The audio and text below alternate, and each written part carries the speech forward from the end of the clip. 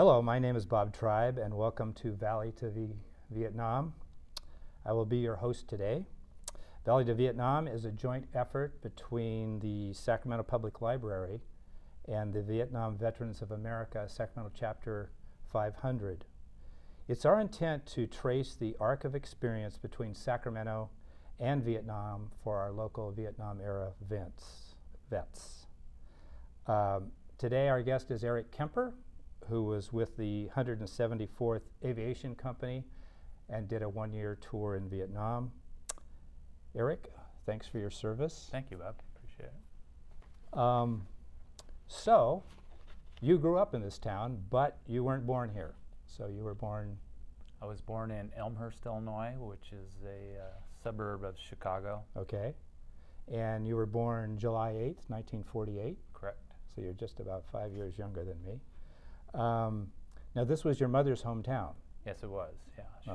She grew up there, and her dad was a doctor there and brought back some memories, just seeing baseball games there. I think of my grandfather. And your father came to Elmhurst? Yes, he did, and basically he was drafted out of high school by the Cubs, baseball player, and that began quite a long career as a minor league baseball player and a lot of travel. You said that growing up you lived in a lot of towns. Correct. And you started out as a bat boy. I did. I was a bat boy for a lot of the teams. It was fun. Did you inherit any of that baseball talent from your dad? I was a pretty good baseball player. Yeah. You know, took that right into high school, but golf got the better of me, and I kind of dropped the baseball mitt for the golf clubs. Easier on the body. So in 1958, your family moved here to Sacramento. You were 10 years old. Correct. Your dad got out of baseball and he headed the Mutual of Omaha insurance office here. Right. He had his choice of hanging with baseball or building a career in the insurance world, and I think he made a good choice at the time. I agree. So you attended some of the same schools I did. You went to Orville Wright Grammar School. Correct. Just east of Country Club Plaza, and then for the 8th grade you went to Arden School. That's correct. And then you went to my old high school for at least 1 year, El Camino High School. Freshman year at El Camino, and then my following 3 years were at Del Campo. Because the family moved from the east area to Fair Oaks? We moved out to Fair Oaks. Okay. So growing up in Sacramento, what sort of things do you remember about being a kid here and a teenager, and what occupied you?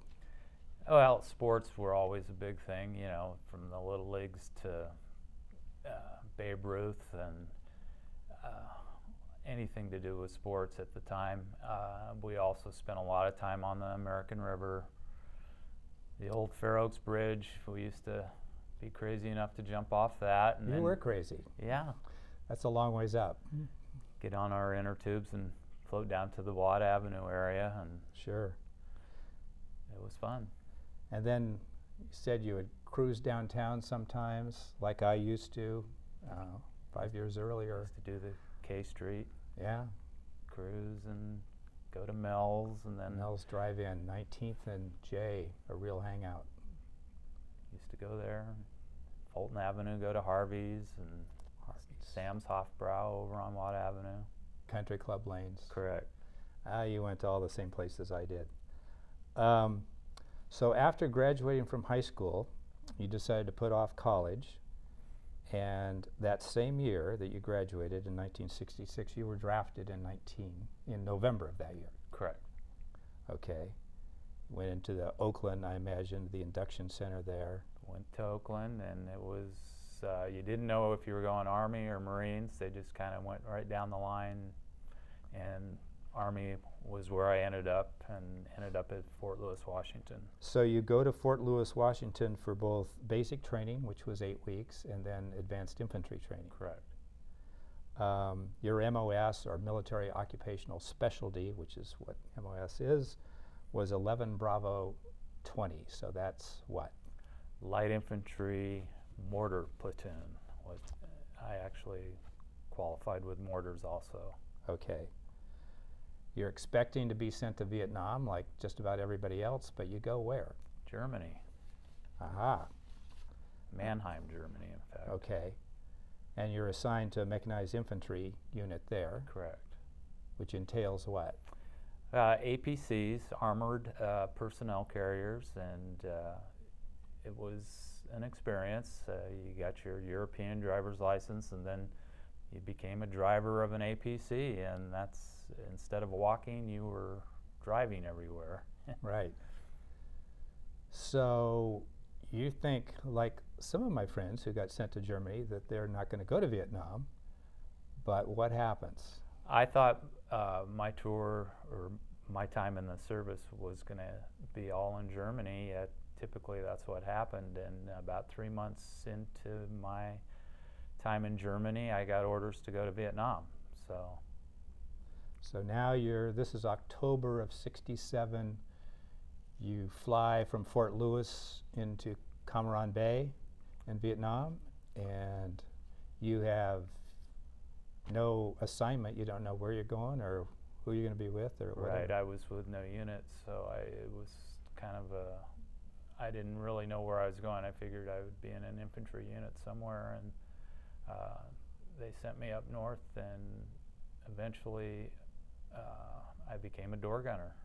That's where the orders came down to. Okay, so for the first 6 months, you're in Duc Pho out of Chu Lai, up north. You're assigned to a Huey UH-1D, which is a slick, and could you tell us what a slick is? Slick was basically a troop carrier. You would take troops into combat missions and resupply, medevac. It was pretty much a utility ship. You did pretty much everything with that helicopter, and on a daily basis we would have combat assaults with the units I worked with. Every morning we would have a combat assault into an area, and then we would pull those troops out at night. In between then, we resupplied, and anything else that could happen, be support as far as needing our machine guns or medevac, number of tools we were. Okay, so essentially a slick then, it's got 2 M60 machine guns. Correct. Out of each door, and the crew consisted of what then? You had a crew chief who had an M60, myself, and then the 2 pilots. Okay, so crews of 4, a lot less armed than a gunship that later on that you would be assigned to. And then you could carry maybe 6 troops, infantrymen in the helicopter. Yeah, anywhere from 5 to 6 was pretty much the max you wanted to carry at one time. I mean, there were times when we did carry more, but that was usually an emergency situation. And you mentioned combat assaults. So in a combat assault, I assume that you're flying out ahead of an infantry, company, battalion, whatever, moving on line, and you're taking out anything that looks like the enemy, and that's your primary mission. Well, we usually had gunships that would go in beforehand, and then the slicks would bring the troops in. Okay. And you're correct that you did try to lay down some fire before you landed the slicks into the LZ. And the combat assaults were usually first thing in the morning? Usually just before the sun would come up is when we would bring the troops in. Okay. And then right before the sun went down, we pulled everybody out. So you needed enough light just as the sun was coming up to extract people out. And typically you weren't going to be flying at night unless you had a totally different kind of mission. Yeah, nighttime flying, it didn't happen a lot. So some of the nighttime flying was for being a flare ship. What was that? Oh, I'd fly flare ship after doing doing a daily thing. When it got dark, the infantry units that we would support, if they were under heavy fire, be it mortars or somebody trying to break through their perimeter, we would send up a flare ship, which a flare typically, I think, would put out about 6 million candle power, so it would light up the whole area so they could see and we could see with our gunships, go in there and try to eliminate the enemy. Okay. There's also, you would sometimes be a CNC or command and control, and what was that? Well, the command control helicopter was usually the commander of that infantry unit that we were working with, and he would want to see the LZ that we were going to and monitor that during the day. We talked earlier about an incident where you were a backup helicopter doing extraction. Why don't you tell us a little bit about that story? Basically, it was a nighttime. We were pretty much heading back to our base camp. We got a call that an infantry unit on the ground was pinned down, and we were the backup helicopter to go in to pull these guys out. And what had happened was the first helicopter went in, and they were shot down. Nobody survived that, so we were the next helicopter to go in. And as we were going in, talking with the ground unit, they had a flare. They popped their flare, and what had happened was the MVA had picked up our transmission, and we landed in the wrong spot. So it became a pretty crazy battle at the time. Making a long story short, we did extract everybody, and it was a successful mission, but it was quite a firefight. Now, you said sometimes you'd be loading people, you know, wounded onto the aircraft, and you would kind of go overweight. And what was that like, trying to get off the ground when you had too many people there? You didn't get far off the ground, and you did what you had to do, and especially in that situation there, I believe we had close to 10 people we pulled out, and we barely got the helicopter off the ground. Luckily, it was in a rice paddy, and we could get enough power generated eventually to get off the ground. So you do kind of the hopping? Yeah, we were hedge hopping pretty And if much. you dropped into a tight landing zone, there's no way you could have done that. Oh, no. Why don't you tell us a little bit about when you were wounded and that incident? The one situation when I got shot was we were going in to pull an infantryman out that had been shot, and it was a pretty hilly area. Actually, he was on a cliff, and we were hovering at the time, and I was hanging out the door basically directing the pilot so he wouldn't, the tail rotor wouldn't hit the mountain. So as we were basically hovering, a Viet Cong came out of a spider hole and emptied a whole magazine into our helicopter, shot me in the hand. It wasn't anything serious. I was really very lucky. And consequently, we had to cancel our mission. We were barely flying at the time. And you mentioned that he was armed with an AK-47 and just did a total outline of your body. It did, all around me. Any one of those rounds could have gone through your head or heart or whatever. It's totally lucky. Yeah. And there were other incidents where crew members were wounded, but never, you said never the pilots. No, I was lucky in that respect, and basically I can't remember how many times stray bullets were always being shot at. Especially at higher altitudes, you wouldn't even hear a gunshot, and then all of a sudden something would come right through the helicopter. I mean, they were easily penetrated, and I had a number of passengers, so to speak, that had taken rounds in the legs and rear ends, and nothing life-threatening, but enough to send them home. The old story about people sitting on their flak jackets. A lot of people did. Yeah. And you talked about altitude. Now, what sort of altitudes would you fly at? I imagine not too high. We tried to fly as low as possible most of the time. That was the safest way to fly. The higher you flew, you were going to take some rounds. People could see you coming. When you flew low, you weren't seen until you were right on top of somebody. Right. So it was a much safer way to fly. It was a little scary, but we had good pilots. You told me sometimes you'd be flying 4 feet off the ground. Oh yeah, contour low leveling is what they called it. Yeah. But once again, pilots were great. How difficult, I know with the M60, it's just on a little stand hanging out the door. You've got nothing to secure you at all from just falling out the door that's open. Right.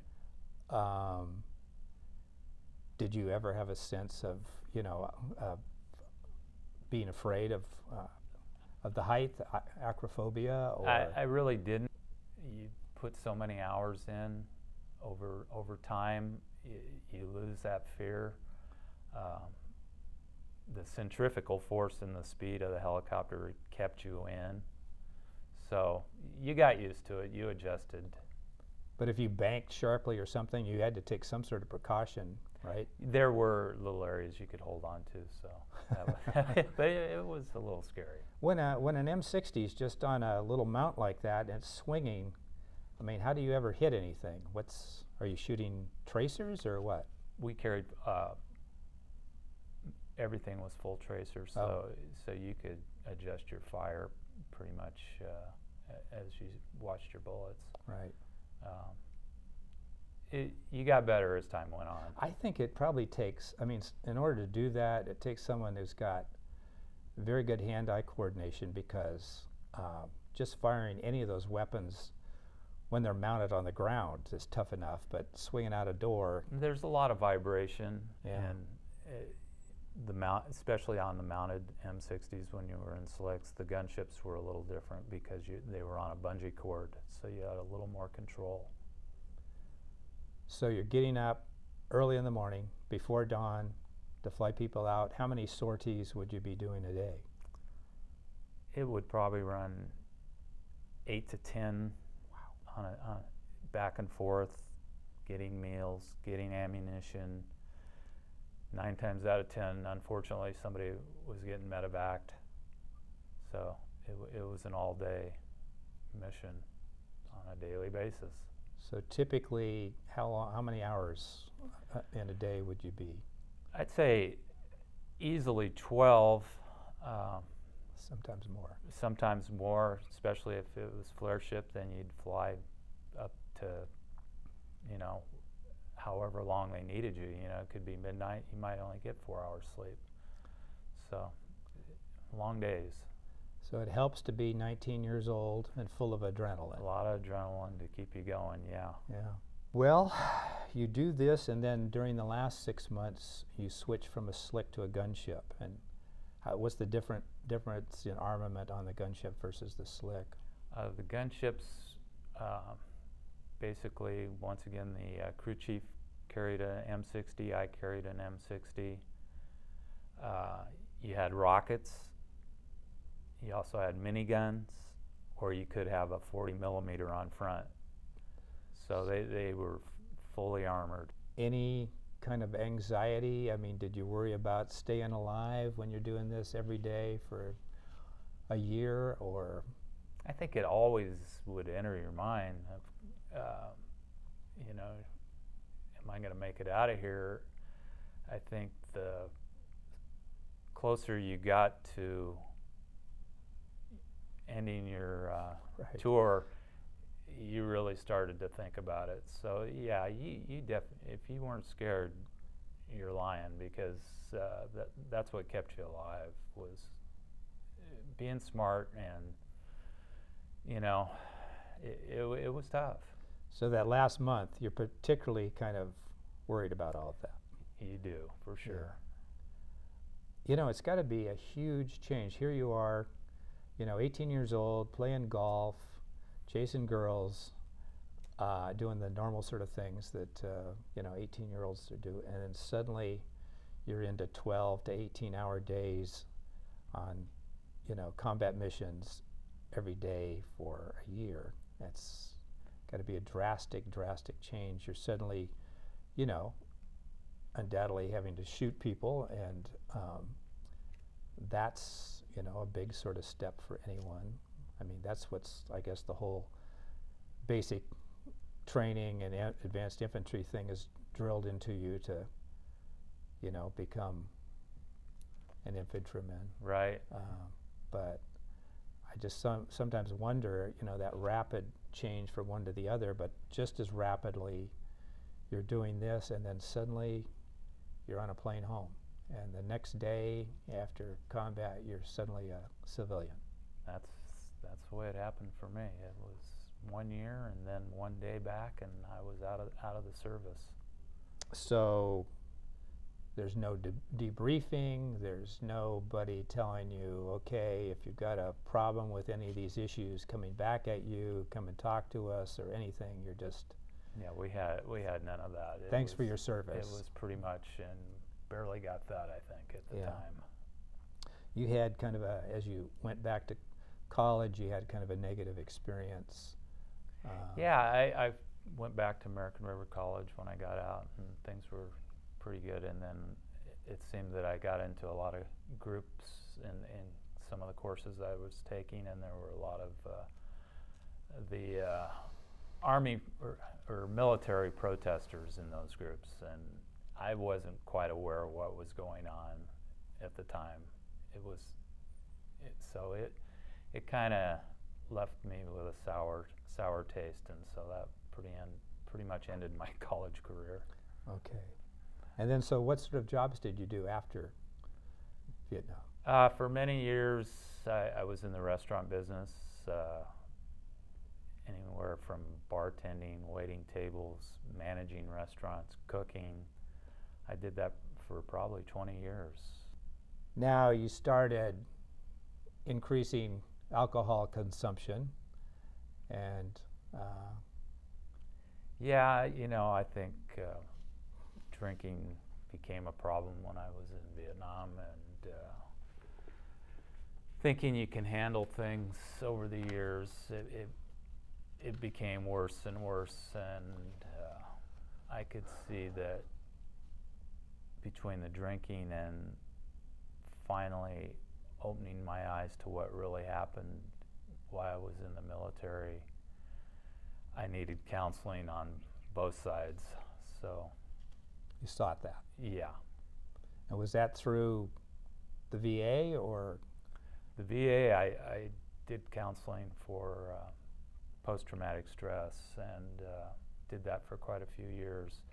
I didn't stop drinking till I was almost 48, 49 years old, so that went on for quite a while, and it finally needed to be addressed, and luckily I've been sober for almost 17 years now. Wow, congratulations. Thank you. And you got married, and you've been married now for 26 years. I did. I married a beautiful gal named Peggy, and I have a daughter named Ashley, and great family. She's 25. She's 25. And your wife, in those first few years when you were still drinking, stuck by you. She did, and it paid off. Yeah, absolutely. Couldn't have done it without her. Yeah, and so now you're a produce manager for one of the largest wholesale produce providers in California, therefore probably the world. And you occupy your time when you're not working, and I remember for a long time, I've known you for a few years now, you worked 7 days a week. Yeah.